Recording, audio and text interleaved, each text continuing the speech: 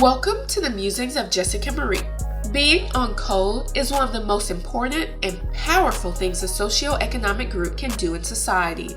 Not only does it foster camaraderie amongst individuals, but it also sends a message to the powers that be. Throughout history, Black Americans have had to rely on each other to fight through adversity in hopes of receiving equal treatment. Join me as we shine the historical spotlight on the famous Montgomery Bus Boycott and its long-lasting economic and social impacts. Segregation was difficult for Black Americans, and they often faced unjust reprimand from using similar facilities as other white patrons. Years before the Montgomery Bus Boycott actually began, there were a few individuals like Vernon Johns and Claudette Colvin who challenged the bus segregation laws, but the movement didn't fully take off until the incident with Rosa Parks in November 1955. Rosa, a 42-year-old seamstress and NAACP member, sat in the colored section of the bus for her ride home one afternoon. At that time, Montgomery bus drivers routinely forced Black Americans to give up their seats for white passengers, and many were unable to fight back due to the risk of arrest for refusing to obey orders. Throughout her ride home, the white seating section rapidly became full, and Rosa was ordered to give up her seat. She refused and was ultimately arrested. The Black community in Montgomery immediately went into action after hearing of Rosa's arrest.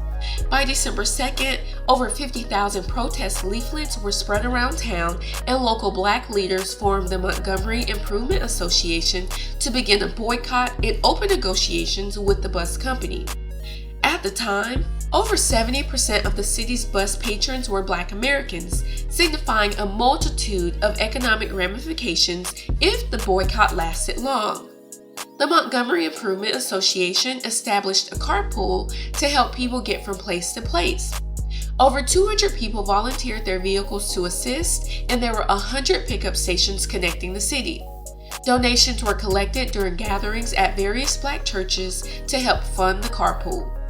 The boycott had over a 90% success rate, and while average citizens found alternative methods to transportation, Fred Gray, lawyer of the Montgomery Improvement Association, organized a legal challenge to the city ordinances requiring segregation on city buses. After the Supreme Court outlawed segregation in public schools during the 1954 Brown v. Board of Education case, Black leaders finally had ground to stand on to challenge segregation in other areas as well.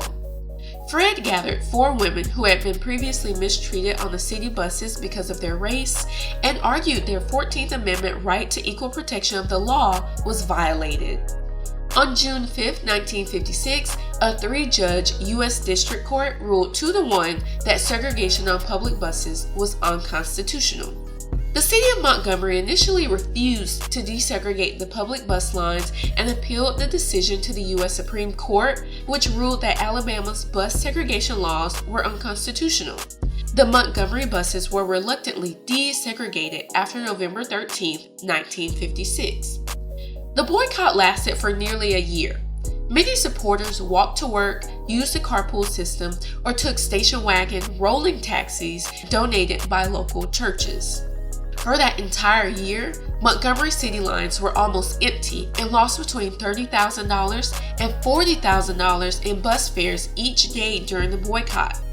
It made such an impact that the Montgomery Improvement Association leaders and even carpool drivers started getting harassed by the city and local police desperate to end the boycott.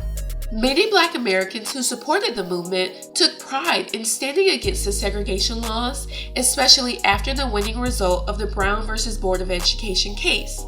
It sparked hope that the unconstitutional ruling would penetrate and permeate other areas, ultimately improving daily life for almost all Black Americans.